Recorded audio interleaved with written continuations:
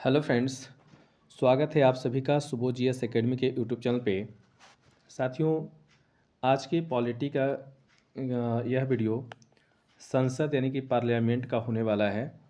और इसमें जितना भी क्वेश्चन है, चाहे वो आर्टिकल से संबंधित हो या पद से संबंधित हो, सारा एक एक क्वेश्चन को हम लोग अच्छे से करेंगे।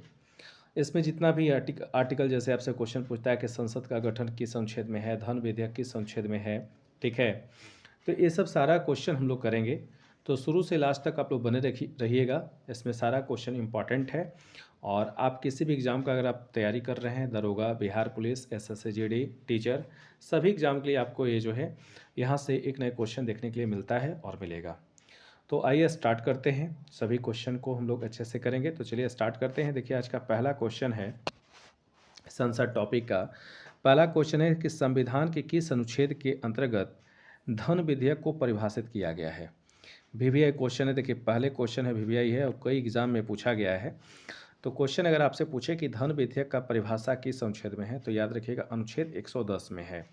या फिर क्वेश्चन अगर आपसे पूछे कि संविधान के किस अनुच्छेद के अंतर्गत धन विधेयक को परिभाषित किया गया है, तो याद रखिएगा अनुच्छेद 110 के अंतर्गत। लोकसभा अध्यक्ष अपना त्यागपत्र किसे सौंपता है, ये भी इम्पॉर्टेंट क्वेश्चन है। देखिए, एनसीईआरटी बुक से लिया गया सारा क्वेश्चन है और सारा इम्पॉर्टेंट है। तो याद रखिएगा, लोकसभा अपना त्यागपत्र जो है लोकसभा उपाध्यक्ष को सौंपता है। किसे सौंपता है? लोकसभा उपाध्यक्ष को अपना त्यागपत्र सौंपता है। संविधान के अनुच्छेद 82 के अनुसार लोकसभा की सीटों का राज्यों के मध्य आवंटन किस वर्ष की जनगणना के आधार पर किया गया है। वीवीआई क्वेश्चन है, ये सवाल पूछा जा सकता है। तो याद रखिएगा, पहला तो यहाँ से दो क्वेश्चन देखिएगा। पहला क्वेश्चन ये है, आपसे क्वेश्चन पूछेगा कि लोकसभा में सीटों का आवंटन किस अनुच्छेद के अंतर्गत होता है, तो याद रखिएगा 82। अब दूसरा इसमें क्वेश्चन है कि किस वर्ष की जनगणना को इसमें मान करके और लोगों जो है सीट का बंटवारा किया जाता है। तो याद रखिएगा, वर्ष 1971 की जनगणना के अनुसार जो है अनुच्छेद 82 के तहत लोकसभा में सीटों का आवंटन किया जाता है। भारत में लोकसभा का अध्यक्ष लोकसभा सदस्यों में से ही चयनित किया जाता है। मतलब जो स्पीकर जो होता है, इसका चयन लोकसभा सदस्य से ही किया जाता है, याद रखिएगा। राज्यसभा की एकांतिक शक्ति के अंतर्गत कौन सा अनुच्छेद आता है, तो याद रखेंगे राज्यसभा की एकांतिक शक्ति के अंतर्गत अनुच्छेद 249 आता है। इंपॉर्टेंट क्वेश्चन है, इसको स्टार लगा देते हैं, याद रखिएगा। संविधान की चौथी अनुसूची किस प्रकार के प्रावधान है, तो आप सभी को पता होगा कि पहली अनुसूची में कहता है भारत एक राज्यों का संघ है। दूसरी अनुसूची में ये वर्णन है कि भारतीय राज्य व्यवस्था के पदाधिकारियों का वर्णन है। तीसरी में उनका शपथ, और चौथा में क्या है, तो याद रखिएगा सीटों का आवंटन। और सीटों का आवंटन तो किसका, तो याद रखिएगा राज्यसभा में स्थानों के आवंटन, यानी कि चौथी अनुसूची किससे संबंधित है, तो राज्यसभा के सीटों के आवंटन से संबंधित है। भारतीय संविधान के अंतर्गत संसद के सदस्यों के विशेषाधिकारों तथा उन्मुक्तियों को कौन सा एक प्रावधान निर्धारित करता है, याद रखिएगा अनुच्छेद 105। फिर से एक बार क्वेश्चन को देखेंगे। क्वेश्चन कह रहा है कि भारतीय संविधान के अंतर्गत संसद के सदस्यों के विशेषाधिकारों तथा उन्मुक्तियों को कौन सा एक प्रावधान निर्धारित करता है, तो अनुच्छेद 105। लोकसभा और राज्यसभा की गणपूर्ति सदन की कुल सदस्य संख्या की 1/10 संख्या होती है। तो सवाल आपसे पूछेगा, डायरेक्ट क्वेश्चन पूछा जाता है कि निम्नलिखित में से लोकसभा और राज्यसभा की गणपूर्ति के लिए कितने सदस्यों के होना अनिवार्य है, तो याद रखिएगा 1/10। राज्यसभा का सदस्य बनने के लिए न्यूनतम आयु कितनी निर्धारित है, वीवीआई क्वेश्चन है, याद रखिएगा। तो देखिए, राज्यसभा का सदस्य बनने के लिए आपको न्यूनतम आयु 30 वर्ष होना चाहिए। वहीं लोकसभा का अगर आपसे पूछे कि लोकसभा का सदस्य बनने के लिए न्यूनतम आयु कितनी होनी चाहिए, तो याद रखेंगे 25 वर्ष। वहीं अगर आपसे सवाल पूछ ले कि पंचायती राज का सदस्य बनने के लिए या पंचायती राज का चुनाव लड़ने के लिए उम्र कितना होना चाहिए, तो याद रखिएगा 21 वर्ष होना चाहिए। ठीक है, तो मैं समझता हूँ आपको ये तीनों क्वेश्चन क्लियर हो गया होगा। संसद के किस सदन का अध्यक्ष उसका सदस्य नहीं होता है, तो याद रखिएगा राज्यसभा का। मतलब कि क्वेश्चन कह रहा है कि संसद के किस सदन का अध्यक्ष उसका सदस्य नहीं होता है तो याद रखिएगा राज्यसभा का अध्यक्ष राज्यसभा सदस्य नहीं हो सकता है, यहाँ पे याद रखेंगे। भारतीय संविधान का कौन सा अनुच्छेद संसद को अंतर्राष्ट्रीय समझौते को लागू करने के लिए विधि निर्माण करने की शक्ति प्रदान करता है? फिर से क्वेश्चन सुनिएगा। क्वेश्चन दिया हुआ है कि भारतीय संविधान का कौन सा अनुच्छेद संसद को अंतर्राष्ट्रीय समझौते को लागू करने के लिए विधि निर्माण यानी कि कानून बनाने के लिए शक्ति प्रदान करता है? तो याद रखिएगा अनुच्छेद 253।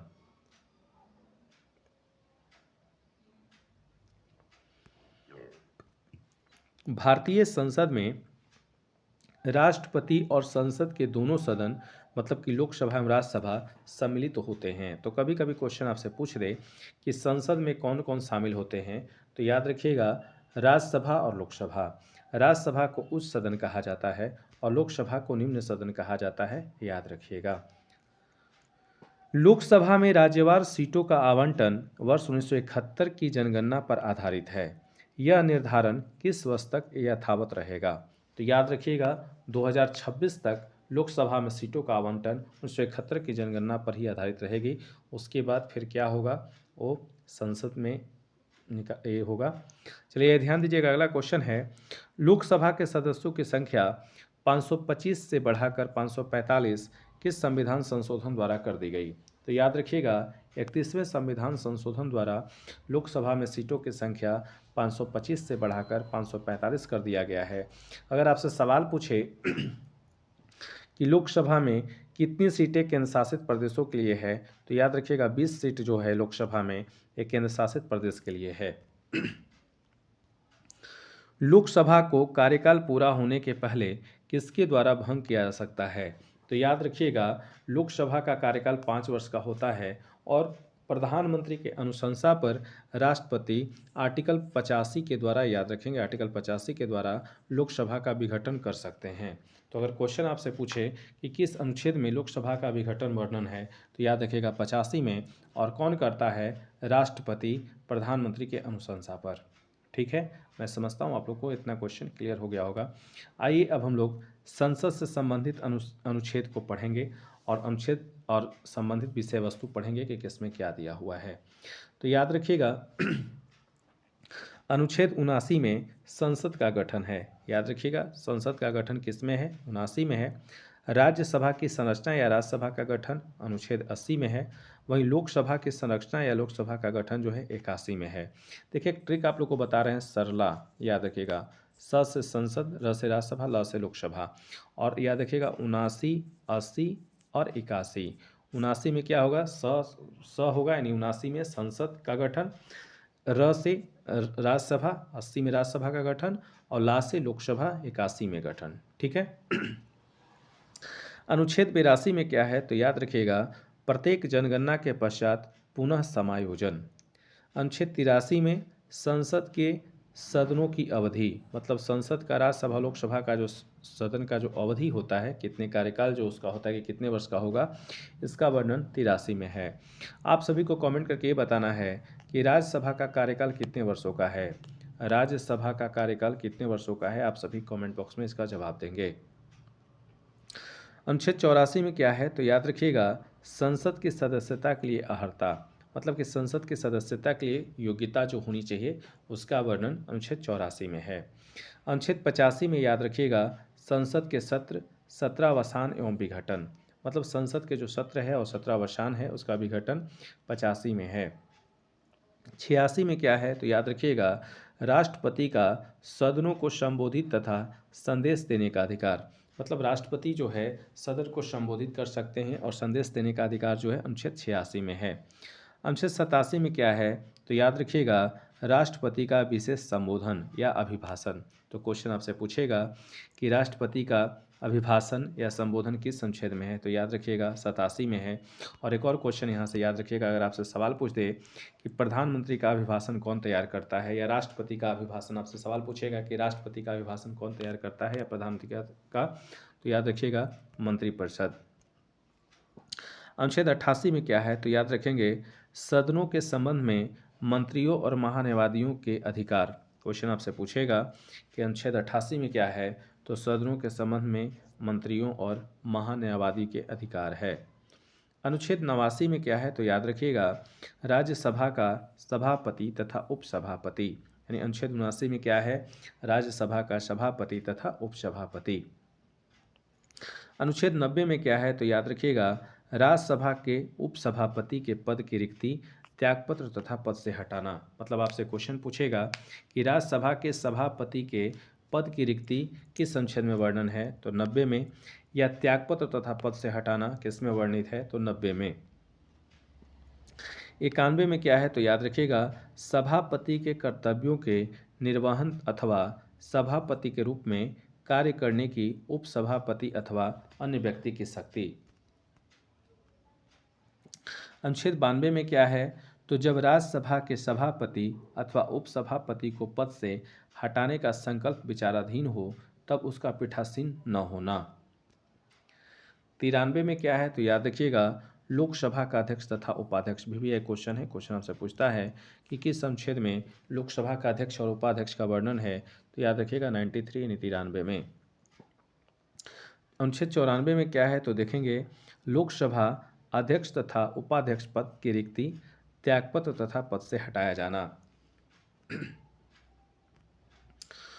95 में क्या है, तो याद रखिएगा लोकसभा उपाध्यक्ष अथवा किसी अन्य व्यक्ति का लोकसभा अध्यक्ष के कर्तव्यों के निर्वहन की शक्ति। 96 में क्या है, तो याद रखिएगा जब लोकसभा अध्यक्ष अथवा उपाध्यक्ष को पद से हटाने का संकल्प विचाराधीन हो तब उसका पीठासीन न होना। अनुच्छेद 97 में सभापति व उपसभापति तथा अध्यक्ष व उपाध्यक्ष के वेतन भत्ते। 98 में क्या है, तो याद रखिएगा संसद का सचिवालय है। 98 में भी एक क्वेश्चन है, आपसे क्वेश्चन पूछेगा कि किस अनुच्छेद में संसद का सचिवालय है, तो याद रखिएगा 98। 99 में क्या है, तो याद रखिएगा सदस्यों द्वारा शपथ या प्रतिज्ञान। मतलब कि संसद के सदस्यों का शपथ या प्रतिज्ञान आपसे पूछे कि किस अनुच्छेद में है, तो याद रखिएगा 99। अनुच्छेद 100 में क्या है, तो याद रखिएगा दोनों सदनों में मतदान रिक्तियों के होते हुए भी सदनों की कार्य करने की शक्ति तथा गणपूर्ति। अनुच्छेद 101 में क्या है, तो स्थानों का रिक्त होना। 102 में क्या है, तो याद रखिएगा संसद की सदस्यता के लिए निर्भरताएं। 103 में क्या है, तो सदस्यों की अयोग्यता से संबंधित प्रश्नों पर विचार। अनुच्छेद 104 में क्या है, तो याद रखिएगा अनुच्छेद 99 के अंतर्गत शपथ लेने या प्रतिज्ञान करने से पहले अहर्त न होते हुए अथवा निर्हित किए जाने पर भी सदन में बैठने तथा मतदान करने पर दंड। देखिए आपसे क्वेश्चन पूछे कि संसद के सदस्यों का शपथ किस अनुच्छेद के तहत दिलाया जाता है, तो याद रखिएगा 99 या 99। भारत निर्वाचन आयोग संसद तथा विधानमंडल दोनों के चुनाव के लिए उत्तरदायी है। याद रखिएगा भारत निर्वाचन आयोग जो है संसद के दोनों सदन तथा विधानमंडल के चुनाव के लिए उत्तरदायी है। लेकिन अगर आपसे पूछते कि पंचायती राज का चुनाव कौन करवाता है, तो याद रखिएगा पंचायती राज का चुनाव राज्य सरकार करवाती है, याद रखेंगे। आइए अगला क्वेश्चन देखेंगे हम लोग। नेक्स्ट आपका क्वेश्चन दिया हुआ है किस राज्य में लोकसभा में अनुसूचित जनजातियों के लिए सर्वाधिक सीटें आरक्षित है, भी एक क्वेश्चन है, याद रखिएगा। तो देखिए मध्य प्रदेश में 6 सीटें हैं और भारत के सबसे ज़्यादा अनुसूचित जातियों के लिए आरक्षित सीट की अगर हम बात करें लोकसभा में तो कहाँ है, मध्य प्रदेश में है। और संख्या पूछेगा तो याद रखिएगा 6। लोकसभा का कार्यकाल आपातकाल की घोषणा के दौरान एक बार में 1 वर्ष तक के लिए बढ़ाया जा सकता है। लोकसभा में 2 आंग्ल भारतीय सदस्य कौन मनोनीत करता है, तो याद रखिएगा भारत का राष्ट्रपति। हालांकि 104वें संविधान संशोधन देखिए यहाँ पे दिया हुआ है कि 104वें संविधान संशोधन अधिनियम 2019 के अंतर्गत या 2019 के द्वारा आंग्ल भारतीय समुदाय से संबंधित व्यवस्था को निर्धारित तिथि 25 जनवरी 2020 से आगे नहीं बढ़ाया गया है। ठीक है, तो याद रखिएगा यानी कि अंततः समाप्त कर दिया गया है। और ये 70वीं बीपीएससी का पीटी में क्वेश्चन पूछा भी गया है 104वें संविधान संशोधन से, तो याद रखिएगा। लोकसभा चुनाव में निर्वाचित होने के लिए किसी व्यक्ति की न्यूनतम आयु कितनी निर्धारित है, तो 25 वर्ष, याद रखिएगा। लोकसभा व राज्यसभा के सर्वाधिक प्रतिनिधि भारत के किस राज्य से आते हैं? तो याद रखिएगा, लोकसभा और राज्यसभा के सर्वाधिक प्रतिनिधि भारत के कहाँ से आते हैं? उत्तर प्रदेश से आते हैं। ठीक है, उत्तर प्रदेश में लोकसभा की सीट कितनी है? तो याद रखिएगा 80 है, और वहीं राज्यसभा का सीट अगर पूछे तो याद रखिएगा 31 है। उत्तर प्रदेश के पश्चात लोकसभा में सर्वाधिक सीटें किस राज्य में है? तो याद रखिएगा महाराष्ट्र में है 48, और अगर आपसे क्वेश्चन पूछ दे कि बिहार में कितना है, तो याद रखिएगा बिहार में 40 है लोकसभा सीट। राज्यसभा एक अस्थायी सदन है क्योंकि इसे विघटित यानी कि समाप्त नहीं किया जा सकता है। क्षेत्रफल की दृष्टि से सबसे बड़ा लोकसभा निर्वाचन क्षेत्र कौन सा है? तो याद रखिएगा लद्दाख।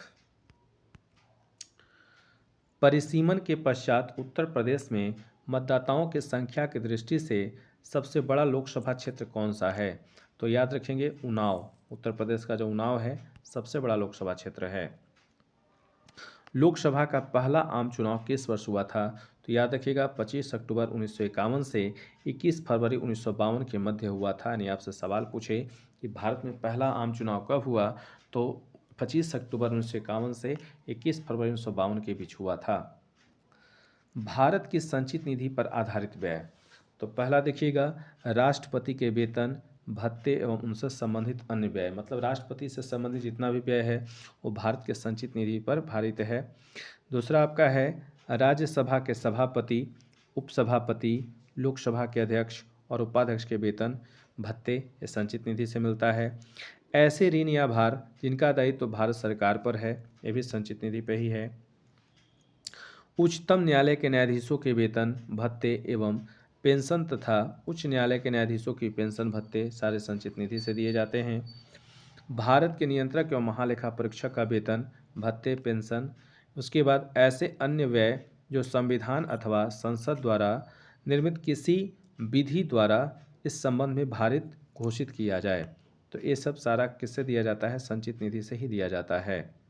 आइए कुछ और क्वेश्चन है देखते हैं।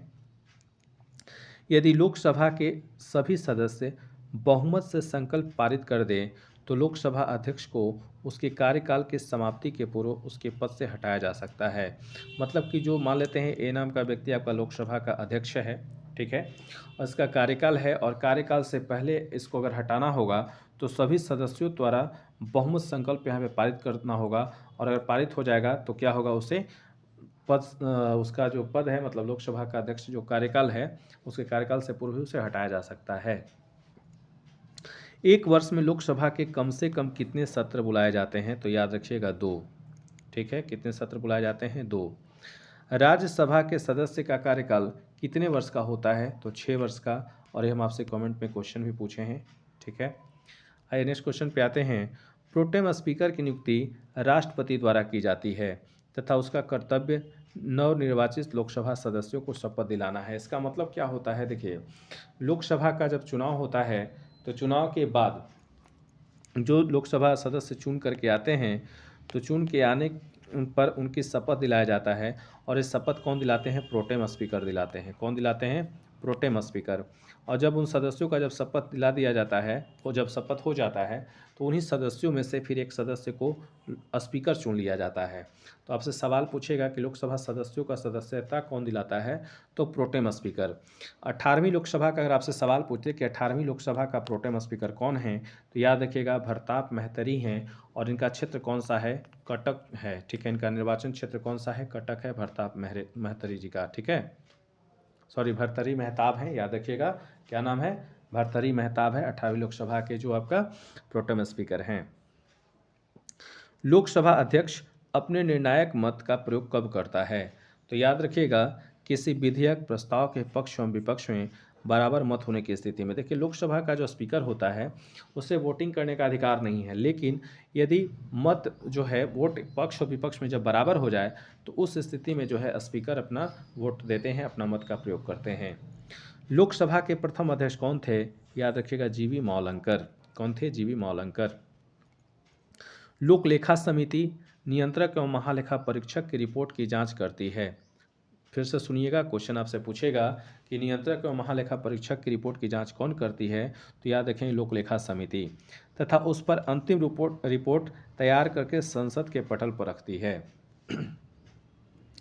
प्राक्कलन समिति का कार्यकाल कितना होता है? तो याद रखिएगा प्राक्कलन समिति का कार्यकाल 1 वर्ष का होता है।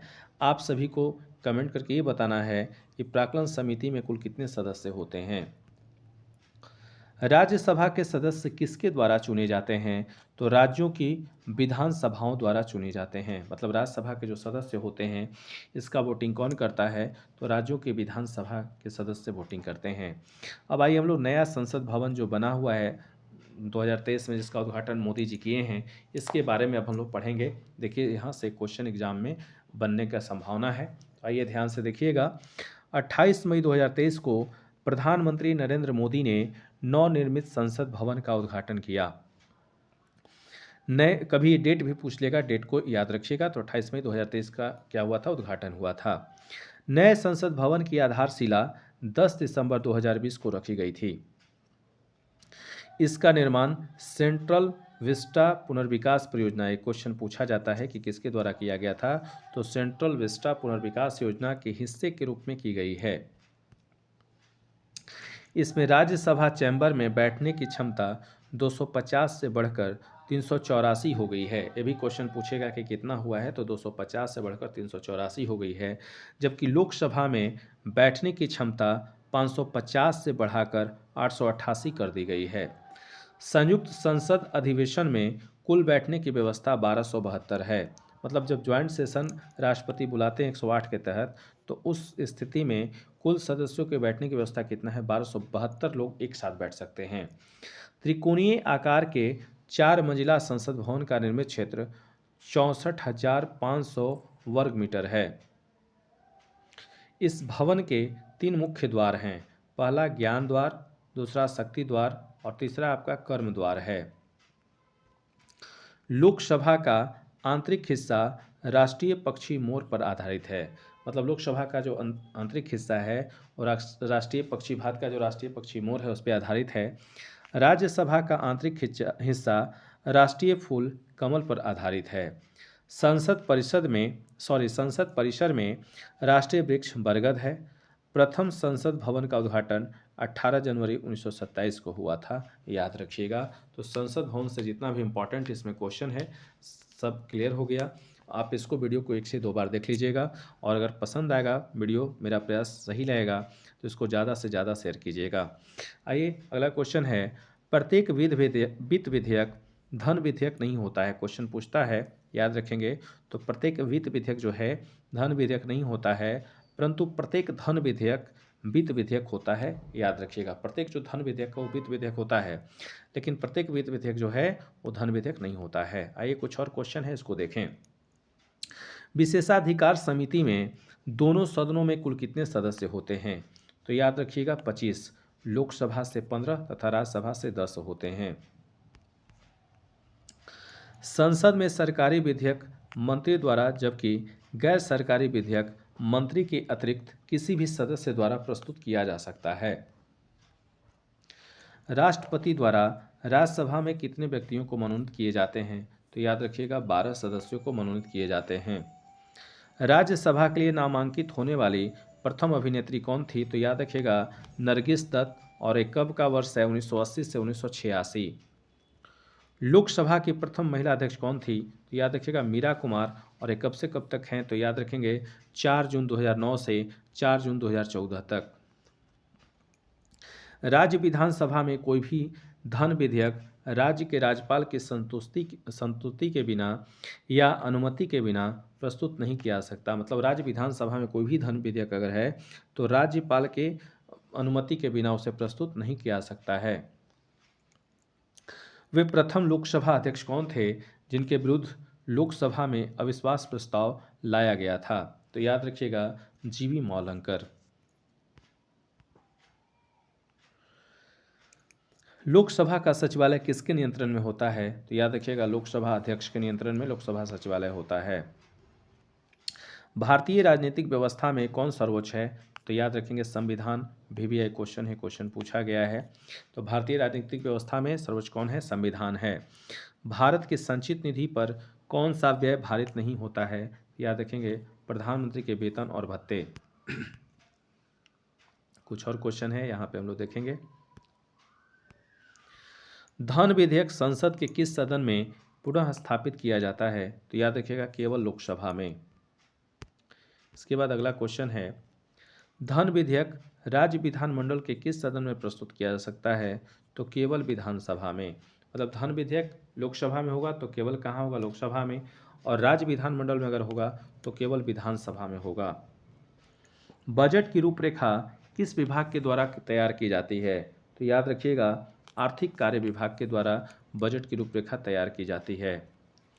करों और सरकारी कामकाज के निर्वहन में हुई अन्य प्राप्तियों में संघीय सरकार को प्राप्त होने वाला राजस्व किस निधि में जमा होता है?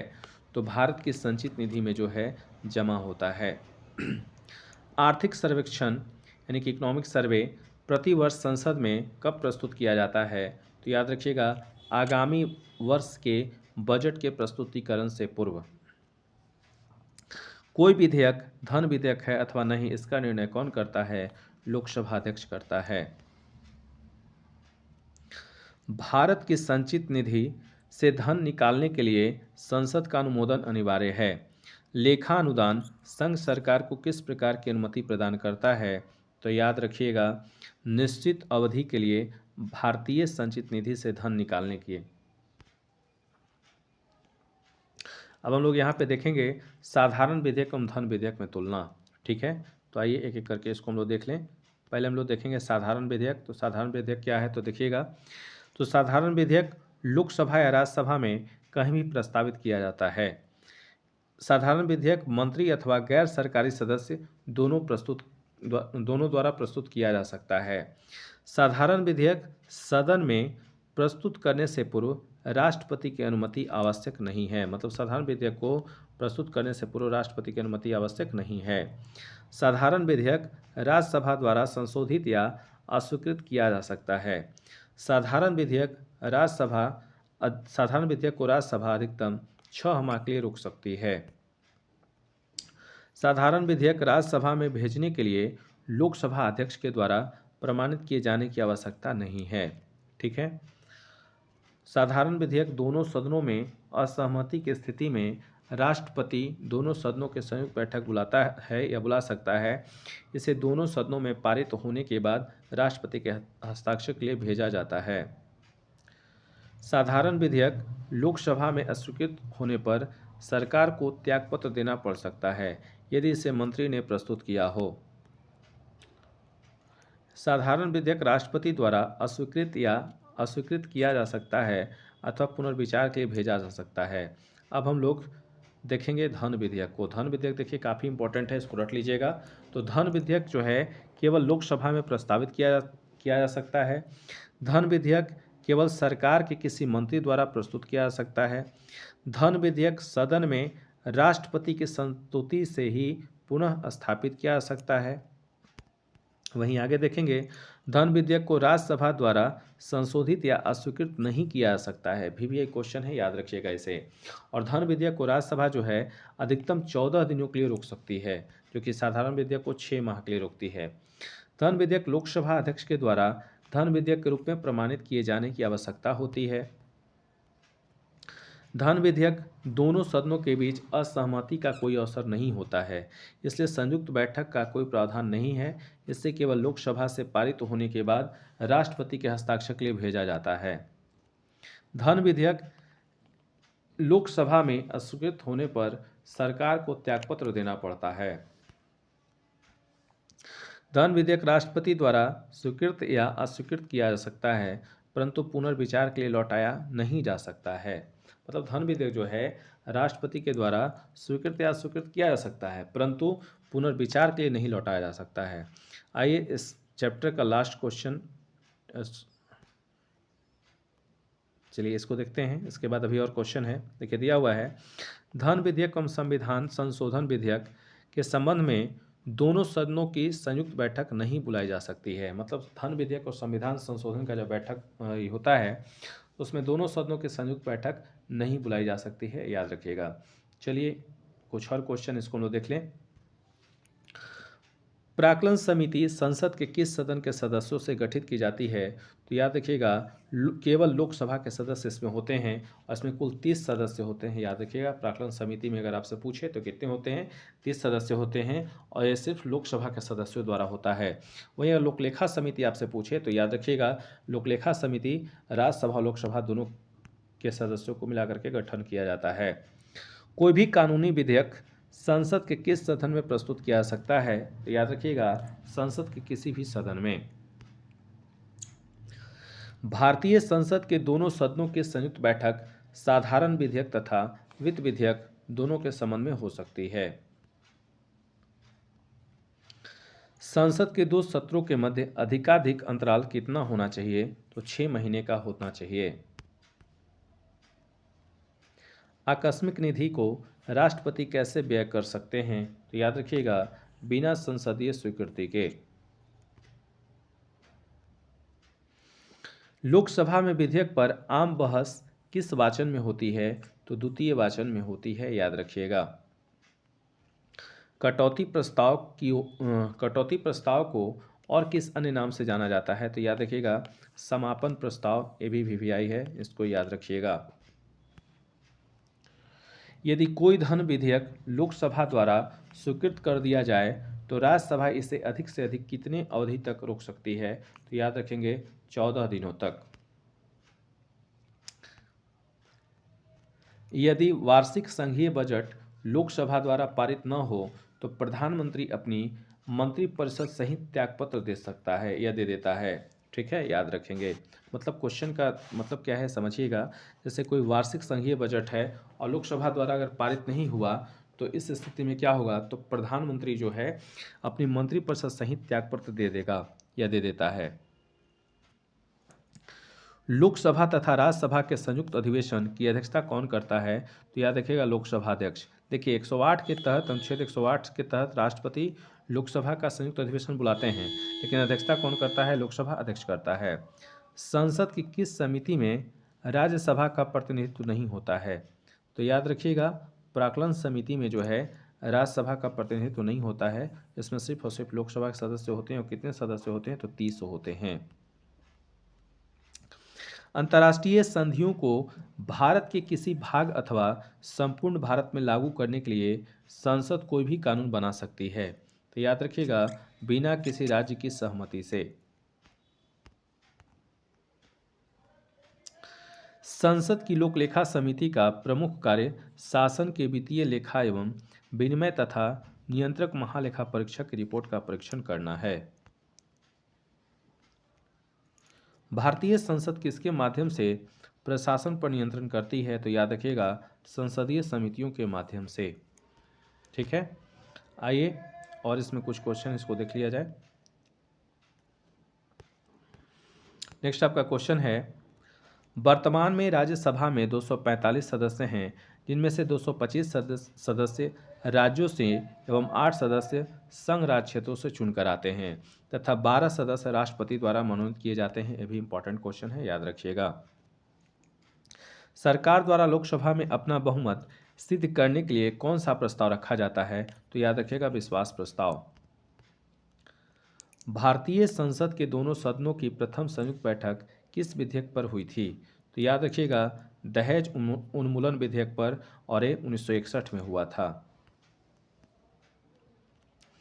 लोक लेखा समिति अपनी रिपोर्ट किसे प्रस्तुत करती है? तो याद रखेंगे लोकसभा अध्यक्ष को।